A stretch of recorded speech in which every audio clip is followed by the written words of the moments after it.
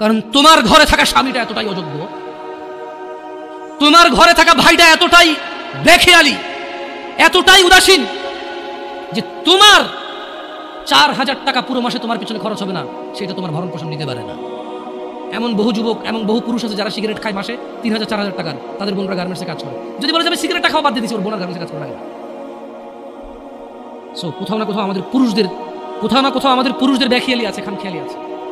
আমাদের উদাসীনতা এবং আমাদের দায়িত্বহীনতাই মূল আমাদের দায়িত্বহীনতা হচ্ছে মূল কাজ। আমার মেয়ে, আমার বোন, আমার স্ত্রী, আমার মা, ওরা বের হয়, আমার অজান্তে বের হয় না, আমি ওদেরকে বাধ্য করেছি, দোষটা আমাদের উপরে আসবে। এমনি তো আল্লাহ নবী সাল্লাল্লাহু আলাইহি ওয়াসাল্লাম বলে নাই যে দাইয়ুস জান্নাতে যাবে না, দাইয়ুস জান্নাতে যাবে না। কেন যাবে না? আজকে আপনি গার্মেন্টসে দোষ দিয়ে লাভ আছে? আজকে আপনি ওই ইট ভাঙার কি ব্রিক ফিল্ডে দোষ দিয়ে লাভ আছে? না, দাইয়ুস জান্নাতে যাবে না। মনে রাখবেন, যুবক অবস্থায় এই জিনিসগুলো নলেজ রাখা ভালো। বিয়ে শাদীর আগেই কোন মহিলা যদি বেপরদার কারণে জাহান্নামে যায়, শুধু ও যাবে না, ওর সাথে কেউ না কেউ রিলেটেড থাকবে। পুরুষ কুড বি ফাদার, বাপ হইতে পারে, বড় ভাই হইতে পারে, তারপর হচ্ছে স্বামী হতে পারে।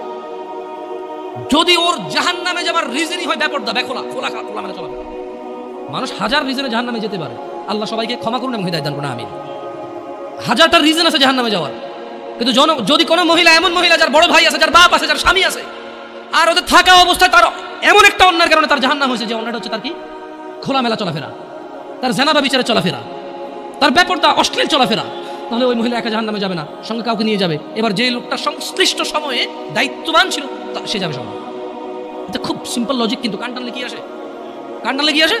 ওই মহিলা যদি সংশ্লিষ্ট রিজনে যদি জাহান্নামে যায়, সংশ্লিষ্ট সময়ে যে দায়িত্ববান পুরুষ তার অভিভাবকত্বের মতো ছিল, যার উচিত ছিল তার জন্য সামর্থ্য অনুযায়ী জামা কাপড় কিনা, সুন্দর দেখে, সামর্থ্য অনুযায়ী খাবার দাবার ব্যবস্থা করা, তার অর্থনৈতিক অবস্থার উপরে ডিপেন্ড করে, সামর্থ্য অনুযায়ী ওর কমফোর্ট জোনে রাখা হোক, সামর্থ্য অনুযায়ী যতটুকু আছে উজাড় করে দেওয়া ওর পিছনে, সংশ্লিষ্ট ব্যক্তিটার জন্য দায়ী থাকবে।